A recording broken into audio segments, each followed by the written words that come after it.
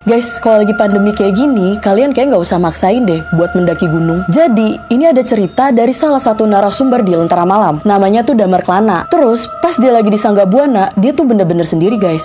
Gak ada satu orang pun di situ. Nah, terus si Damar tuh akhirnya mutusin untuk ngecamp sendirian di Gunung Sangga Buana. Pas malam harinya, si Damar kan lagi ngopi-ngopi nih. Terus, dia melihat ada sosok kakek-kakek yang berjalan sendirian tanpa perbekalan yang memadai. Dan akhirnya nih, si Damar manggil kakek tersebut untuk ngopi bareng sama dia. Di situ, si Damar akhirnya kenalan sama kakek tersebut. Saat berkenalan dengan kakek tersebut, kakek-kakek ini mengaku kalau umurnya dia itu udah 582 tahun guys. Di situ, si Damar pun juga ngerekam nih suara rekaman mereka berdua ngobrol. Buat kalian yang masih penasaran sama isi rekaman obrolan mereka berdua, kalian bisa mampir ke YouTube channel gue nih dengan thumbnail yang kayak gini nih guys. Dia adalah monster fiksi yang bernama Siren Head. Nah, dia itu diciptakan oleh seniman yang bernama Trevor Henderson. Tapi kenapa hantu ini cepat viral? Karena pada 18 Agustus tahun 2018, Trevor ini memposting Siren Head di akun Twitternya. Ditambah Trevor ini juga menyelipkan kisah mengenai Siren Head yang bikin orang tuh takut. Jadi kisahnya ada seorang perempuan yang lagi liburan sama suaminya, tiba-tiba dia lihat monster di sebuah kuburan tua. Nah, monsternya itu seperti ini, ukurannya setinggi tiang listrik dan tangannya itu hampir sepanjang kakinya. Dan monsternya itu keluarin suaranya tuh kayak suara sirine gitu. Terus monster itu mengejar pasangan itu.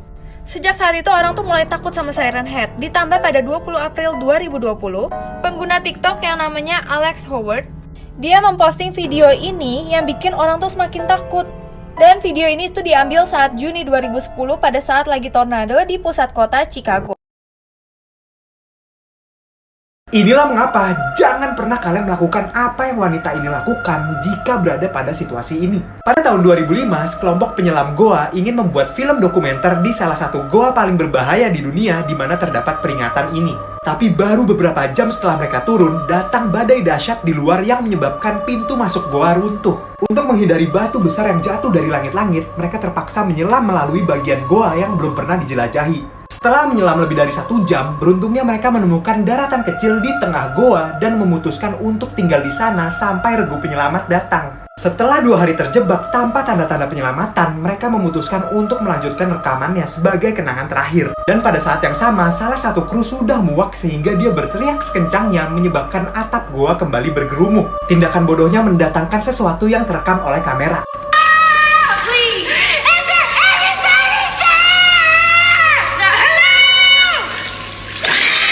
Guys, ini dari kisah nyata nih, ngeri banget. Jadi cewek ini tuh gak punya kerjaan. Terus dia kepikiran buat bikin channel mukbang makan-makan gitu. Tapi dia sadar kalau mau viral dia gak bisa makan yang biasa-biasa aja. Cewek ini bener-bener pengen viral. Akhirnya dia bikin konten makan makanan yang menjijikkan, kayak cacing, serangga, bahkan dimakannya hidup-hidup. Yang nge-subscribe dia langsung banyak karena kontennya unik. Suatu hari temennya ketemu nih sama cewek ini, dan kondisinya tuh udah mengkhawatirkan banget. Mukanya pucat. Cowok ini nonton live streaming cewek itu makan-makan. Hari itu dia bakal makan gurita dan langsung dimakan hidup-hidup dan utuh, nggak dipotong dulu. Tentakelnya gurita ini tuh udah nempel di muka dia, tapi tetap dilanjutin dan berhasil ketelan tuh. Terus dia makan satu lagi, tapi kali ini nyangkut di tenggorokannya. Untung banget nih temennya nonton. Dia langsung nyamperin rumah cewek itu dan dibawa ke rumah sakit. Tapi sayangnya gurita itu udah bikin saluran pernapasan dan tubuhnya rusak. Cewek ini masih hidup tapi dia udah nggak bisa bergerak lagi. Hai cu, tahu kan di TikTok lagu Ale Ale Ale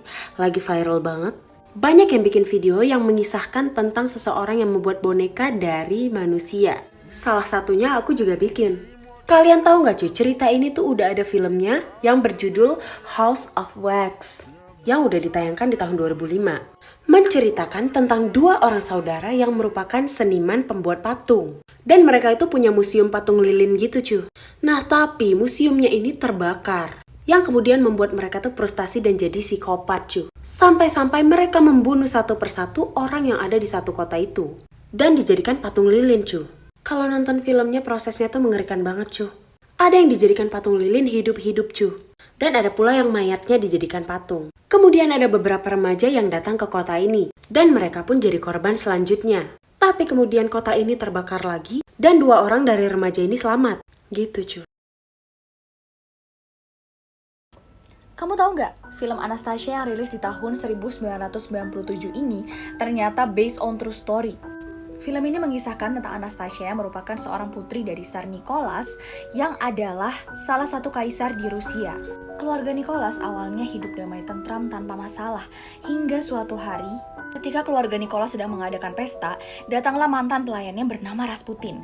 Nah, Rasputin ini dipecat karena dia ketahuan menggunakan ilmu hitam, dan karena ia dendam, ia ingin menghabisi seluruh nyawa keluarga Nicholas, kecuali Anastasia dan neneknya yang selamat. Yang berhasil menyelamatkan Anastasia dan neneknya adalah Dimitri. Dimitri ini adalah anak dari pelayan istana tersebut. Meskipun Anastasia dan neneknya selamat, tapi keduanya harus berpisah saat mereka sedang kabur dari kerusuhan yang disebabkan Rasputin. Karena trauma masa kecil, Anastasia pun hilang ingatan. Sedangkan sang nenek yang masih ingat dengan Anastasia, dia melakukan sayembara untuk menemukan cucunya. Apakah keduanya akan bertemu? Hai gengs, jadi kali ini aku mau menceritakan tentang hukuman mati paling sadis. Tapi bukan di zaman sekarang, geng. Ini hukuman mati di zaman kuno. Namanya adalah lynchi. Hukuman ini tuh diterapkan di daratan Cina dari tahun 900 Masehi dan berakhir di tahun 1905. Hukumannya yang benar-benar sangat sadis dan kejam banget. Proses menghukumnya adalah pelaku diikat di batang kayu. Seperti kelihatan di gambar ini, terus ada beberapa algojo yang melangsungkan hukuman dan dipertontonkan di depan banyak orang. Ketika hukuman dimulai, algojo mulai mengiris sedikit demi sedikit bagian tubuh dari pelaku. Kebayang gak perihnya, gengs? Dan kalau kalian cari ini di Google, gambarnya itu benar-benar mengerikan, makanya aku pakai gambar yang ini aja. Lynchi ini juga biasa disebut mati dengan ribuan sayatan. Dan kemudian pelaku dibiarkan kehabisan darah hingga tewas.